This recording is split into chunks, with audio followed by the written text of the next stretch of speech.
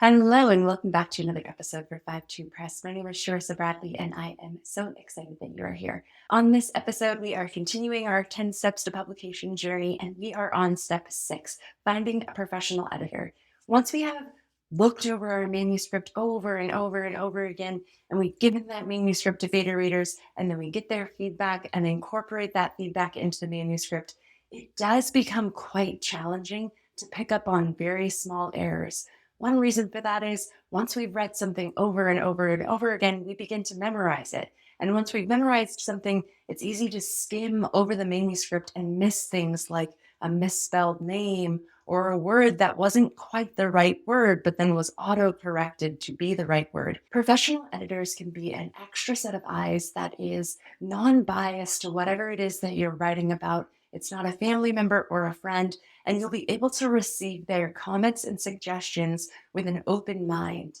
The first step is to find the right editor that fits you. You can start by asking your friends for referrals or looking on the internet for different editors and the different types of editors, depending on what it is that you are looking for.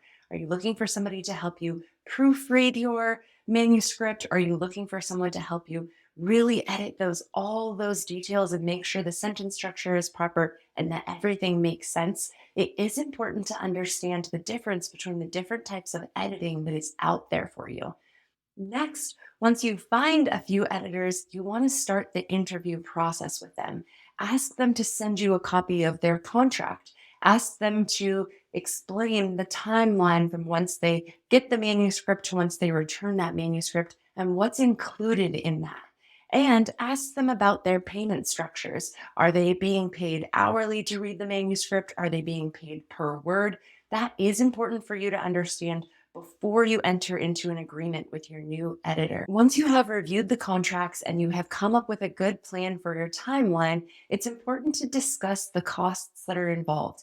This may be something that you're saving up for to have your book professionally edited, or maybe they offer payment plans or some other way to make sure that you are getting exactly what you need for your manuscript. Once you get their contract, it is important to understand how they are going to be getting paid. Are they going to be getting paid by reading your manuscript hourly? Are they getting paid per word? Or do they make a project-based fee, meaning they are going to charge you one full rate for the entire project itself from beginning to completion? It is also important here to ask if they charge for additional services.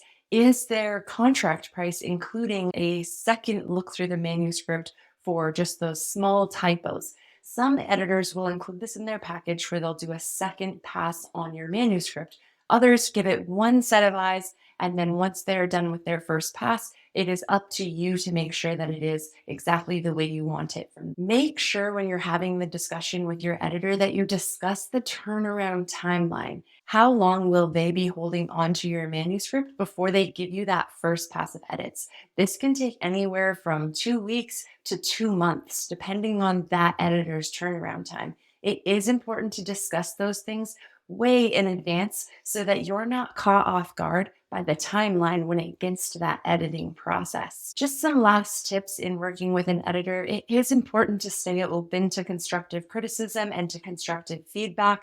And you don't have to take everything that your editor says and make it in your book that way. However, it is nice to have a second pair of eyes give you their opinion, as you aren't necessarily the person who's going to be reading your book over and over. It is nice to have an opinion of a reader who would be one of your target market or somewhere near your target market audience to give you the feedback that someone else may be looking for as well. Make sure when you're talking to your editor that you are really communicating effectively and you do have a good system for communication so that you're not feeling ever like, what's going on with my manuscript?